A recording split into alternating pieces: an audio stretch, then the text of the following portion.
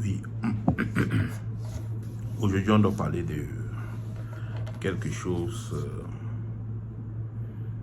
d'assez intéressant.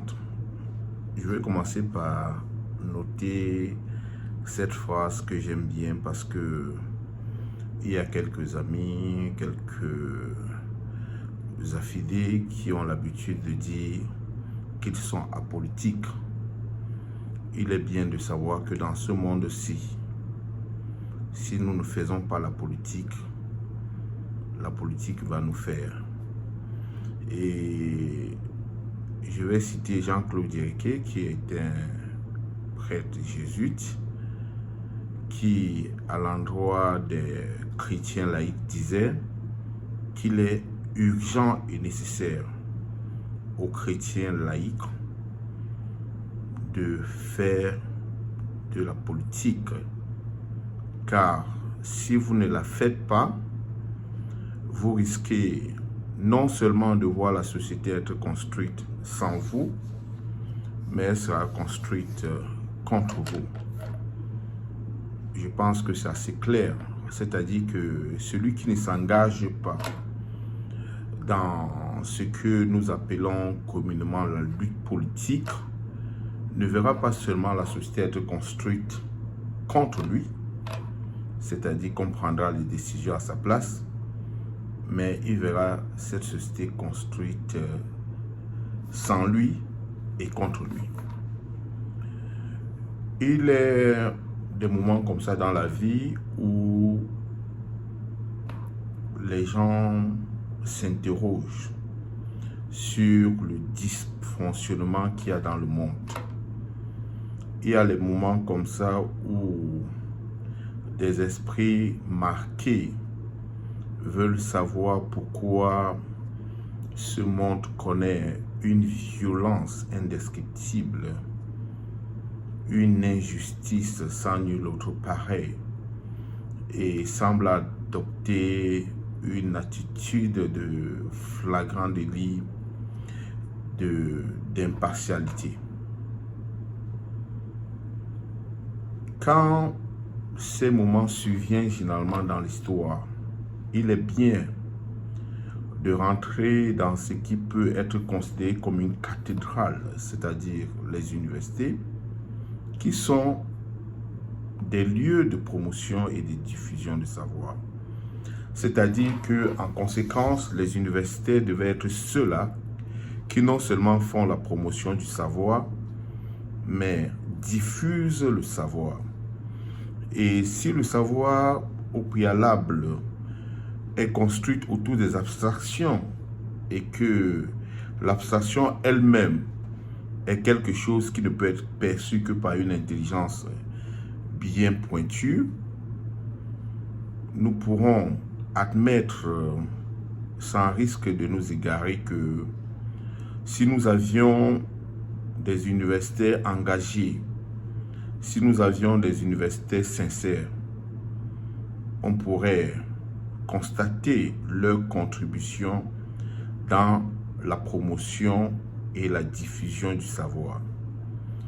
Le monde que nous connaissons aujourd'hui est un monde particulier qui, depuis 2008, connaît quelque chose d'assez singulier. Vous savez, entre 2008 et 2009, les gens auront noté comme événement historique la venue de Barack Obama comme président des États-Unis, mais ce n'est pas l'élément le plus déterminant dans l'histoire de l'humanité. L'élément le plus déterminant dans l'histoire de l'humanité, c'est qu'entre 2008 et 2009, la population s'est inversée dans le monde. C'est-à-dire qu'il y a désormais plus de gens qui vivent dans les grandes villes que dans les campagnes. Et une des conséquences de cette migration, c'est quoi? C'est que les capitalistes, comme ils savent toujours le faire, ont transformé les biens communs en marchandises pour Pour ceux qui n'ont jamais rien reçu, ils ne peuvent pas revendiquer quoi que ce soit. Mais de toute évidence, chacun se rendra compte que l'eau est devenue un bien, une marchandise. Le savoir est devenu une marchandise. La santé est devenue une marchandise. Et dans certains coins du monde, même l'air qu'on respire est devenu une marchandise. Vous savez, des gens de mon âge n'achetaient pas l'eau potable. Ils l'avaient dans des bonnes fontaines. Les gens de mon âge, pour la plupart, ont connu l'éducation à travers l'école publique.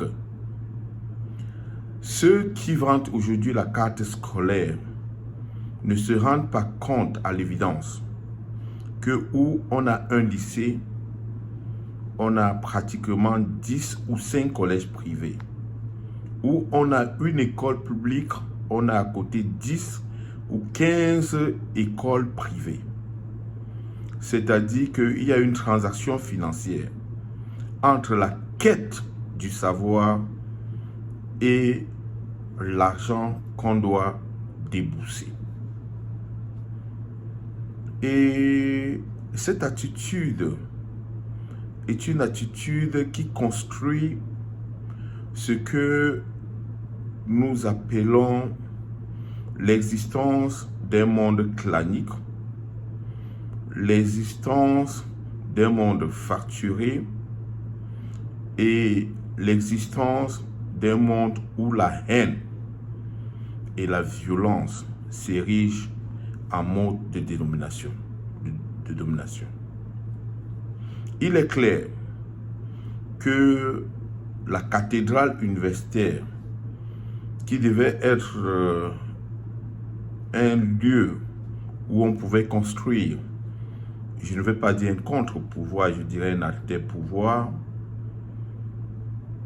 cette cathédrale absente dans la prise d'initiative pour enfin apporter des réponses efficientes et efficaces aux problèmes de la société ou aux problèmes sociétaux, qu'est-ce qu'on constate? On constate l'émergence des imposteurs. On constate la promotion par la voie des médias. Des gens aux esprits plus ou moins obtus.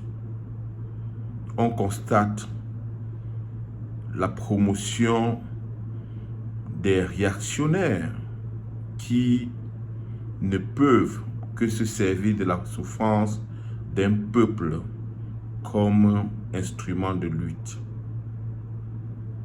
On constate bien évidemment l'existence d'un pouvoir dont sa mission principale est de diviser pour régner. On constate tout au moins un peuple qui semble abandonner tout, c'est-à-dire refuse de tout essayer. Il est urgent, il est nécessaire que ceux qui ont des instruments d'analyse assez crédibles puissent mettre leur contribution intellectuelle à la disposition de ce peuple qui pense, comme en 2011, comme en 2018, que la solution miracle à ces problèmes se trouve en 2025.